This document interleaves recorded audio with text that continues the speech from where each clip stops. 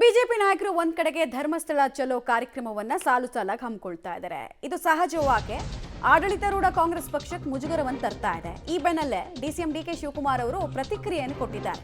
ಏನ್ ಹೇಳಿದ್ದಾರೆ ಅಂತ ನೋಡ್ತಾ ಹೋಗೋಣ. ಧರ್ಮಸ್ಥಳ ಚಲೋಗೆ ಡಿಸಿಎಂ ಡಿಕೆ ಶಿವಕುಮಾರ್ ಕಿಡಿಕಾರಿದ್ದಾರೆ. ಧರ್ಮಸ್ಥಳ ವಿಚಾರವಾಗಿ ಬಿಜೆಪಿ ರಾಜಕೀಯ ಮಾಡ್ತಿದೆ. ಎಸ್ಐಟಿ ರಚನೆ ಆದಾಗ ಯಾಕೆ ಇವರೆಲ್ಲ ಮಾತಾಡ್ಲಿಲ್ಲ ಅಂತ ಡಿಸಿಎಂ ಡಿಕೆ ಶಿವಕುಮಾರ್ ಗರಂ ಆದ್ರು. ಈಗ ಯಾಕೆ ಮಾತಾಡ್ತಿದ್ದಾರೆ ಅಂತ ಹೋರಾಟದ ಟೈಮಿಂಗ್ ಬಗ್ಗೆ ಪ್ರಶ್ನೆಯನ್ನ ಕೇಳ್ತಾ ಇದ್ದಾರೆ ಡಿಕೆ ಶಿವಕುಮಾರ್. ಆದ್ರೆ ನೆನಪಿರ್ಲಿ, ಡಿಕೆ ಶಿವಕುಮಾರ್ ಅವರೇ ಫಸ್ಟ್ ಸ್ಟ್ರಾಂಗ್ ಸ್ಟೇಟ್ಮೆಂಟ್ ಅನ್ನು ಕೊಟ್ಟಿದ್ರು, ಷಡ್ಯಂತ್ರ ಅಂತ. ಈಗ ಇವರು ಹೋರಾಟ ಮಾಡ್ತಿರೋದಕ್ಕೆ ಮಾಡಬೇಡಿ ಅಂತಾರೆ. ಇದನ್ನೇ ಅಲ್ವಾ ಹಿಪೋಕ್ರೆಸಿ ಅನ್ನೋದು. ಬಿಜೆಪಿಯು ಧರ್ಮಸ್ಥಳದ ಯಾತ್ರೆ ರಾಜಕಾರಣದ ಯಾತ್ರೆ, ಅದು ಧರ್ಮ ಯಾತ್ರೆ ಅಲ್ಲ. ಧರ್ಮಸ್ಥಳದವ್ರಿಗೆ ಗೌರವ ಕೊಡಬೇಕು ಅಂತಲ್ಲ, ಹಿಂದೂ ವಿಚಾರ ಅಲ್ಲ, ಅವ್ರಿಗೆ ರಾಜಕಾರಣ. ಯಾಕೆ SIT ಮಾಡುವಾಗ ಮಾತಾಡಲಿಲ್ಲ? ಹಿಂದೆ ಯಾಕೆ ಅವ್ರ ಪಾರ್ಟಿಯವರೇ ಹಿಂದೂ ವೇದಿಕೆಗಳೆಲ್ಲ ಇದ್ದಿದ್ದೆಲ್ಲ ಹಿಂದೆನೇ ಎಲ್ಲ ಅವ್ರ ವಿರುದ್ಧ ಷಡ್ಯಂತ್ರ ಮಾಡಿದಾಗ ಇವರೇ ಪ್ರೋತ್ಸಾಹ ಕೊಟ್ಟರು ಬಿಜೆಪಿಯವರು. ಈಗ ಅವರೆಲ್ಲ ಮಾತಾಡ್ತಾ ಇದ್ದಾರೆ.